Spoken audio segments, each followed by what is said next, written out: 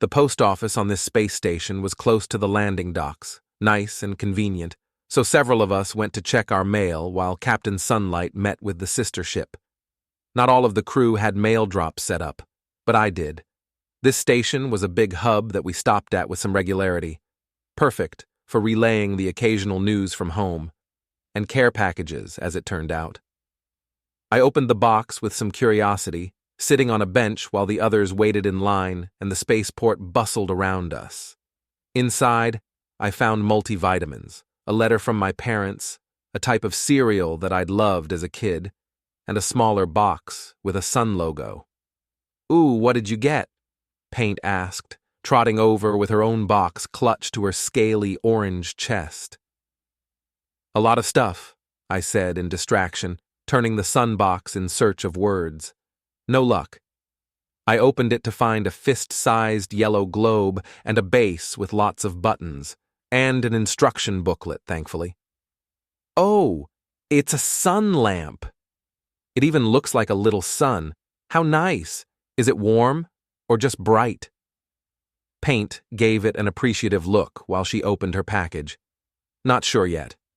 I skimmed the instructions and decided to leave that for later. It's thoughtful, though. I think my parents were concerned that I'm not getting enough vitamin D up in space, and other vitamins. I rattled the bottle. "That's a lot of vitamins." "Yup. And look, they found the discontinued cereal. I thought it was gone for good." I carefully opened a corner and fished out a palmful of the maple syrup-flavored crunchy goodness that I hadn't had in years. It was just as tasty as I'd remembered. Paint sniffed the air. "I don't recognize that smell. What kind of food is it?" "Breakfast food," I said. "I think it's wheat-based, so it's basically made from ground-up seeds and flavored with sweet tree sap." "That's creative," Paint said. "Delicious, too. Most tree saps aren't worth eating, but this one is." I crunched another mouthful. "Want some?" "No, thank you," was the prim answer that I'd fully expected. "But look what I got! Fancy heat stickers!" Paint held up a stack of vividly colored starburst shapes, fanned out like playing cards. "I'm going to see if Sunlight, Coals, and Eggskin want any." "Thoughtful of you," I said, closing up the cereal. All 4 of the lizardy heat seekers on our ship enjoyed warm things. The ambient temperature was always kept at a comfortable compromise for the various species on board, but a handy little warm sticker that wouldn't get in the way was bound to be appreciated. "Oh, they're even scented," Paint said, rubbing one against her snout. "I'm going to have to order more of these." She sorted through the stack, checking scents and color variations.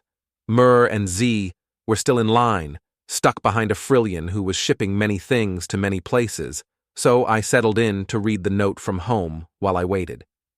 It was a nice update on the various goings-on of the extended family, all reasonably good news, nothing earth-shattering. Somebody got a scholarship, somebody had twins, somebody was doing well in a competitive bumper ship derby league and was incredibly excited about it. There was a lot of detail about that one.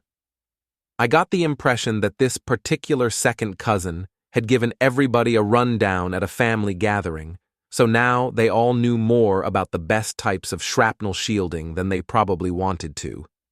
Sounded like the favorite was a human-made version, combining tech that other species had already come up with. The force field worked with the ship's scanner to predict which parts of the shield would need the most power for a given impact. My cousin was a big fan. The quiet slap of tentacles on the ground accompanied Myrrh. "Well, that was a long wait," he said, "but now I'm all set for media for the foreseeable future." He held a data chip in one tentacle. G was right behind him, hissing in what sounded like joy instead of irritation for once. He set a box down between his bug feet, not waiting for a bench, and tore it open with his pincher arms. Inside was something that looked like another kind of data chip, and something with straps that I couldn't begin to figure out. "Excellent," Z said. "The correct version, the highest quality, and Trilly does not get to listen to it, heathen that she is. It took me a second.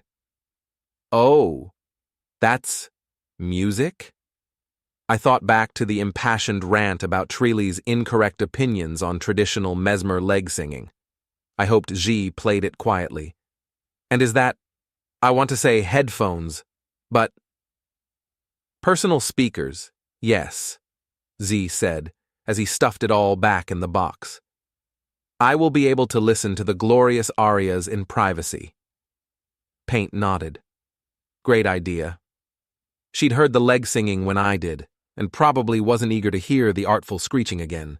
I was trying to guess whether Z would be offended if I asked where his ears were, since it occurred to me that I didn't actually know. But the others were gathering up their things to head back to the ship, and I decided to put it off until later. Maybe I'd ask Eggskin, the medic, instead. Something occurred to me as I put the letter back in the box. Hey guys, pose for a second. I want to send my family a picture with some of my cool alien co-workers. The three of them agreed that they were awesome and worth photographing. Their responses ranged from excited to confident to egotistical. A few moments later, I had a fantastic group selfie to send with my letter back. Paint's open-mouthed lizard smile was adorable. Murr stood tall on his blue-black tentacles. Z loomed over all of us, with the lights shining off his purple exoskeleton. Then there was me, grinning in the front. I'd definitely be keeping a copy of this.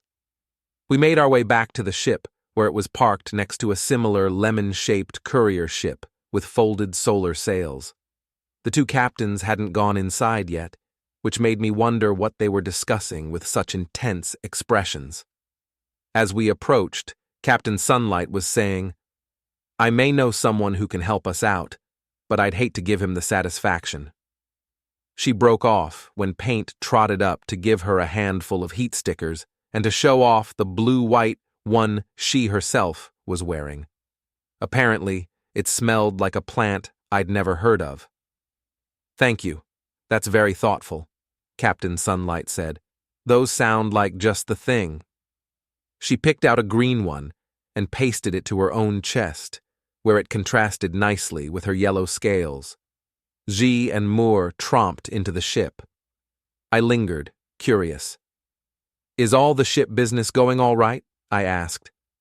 For the moment, the captain said as she stowed the rest of the stickers and the backing for that one in her belt pouch. Just considering our options with some monetary considerations. Captain Cam waved a tentacle. Both ships are on the family plan for damage insurance, and the rates have made an unpleasant jump. I shifted the box to my other side. Do we need to earn more money? No, it will be all right. Captain Sunlight shook her head. I have a lead on a better deal. I just need to make a call or two. Captain Cam ushered us all into our ship, wasting no time.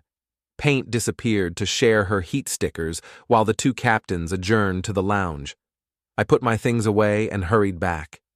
No one had told me to mind my own business, so I was going to listen in before writing a letter to send back home. I was quick, but Captain Sunlight was quicker. She was just ending the holo call when I arrived. A green-scaled heat seeker gazed earnestly from the projection, urging her to get back to him as soon as she could. If you can get better shields, I can promise you a savings of at least 15% compared to your current plan. Yes, thank you, Captain Sunlight said. I'll see what I can do. Say hi to the elders for me. He said he would, and she turned off the projection with another deep sigh. Captain Cam sat next to her, weaving tentacles together thoughtfully.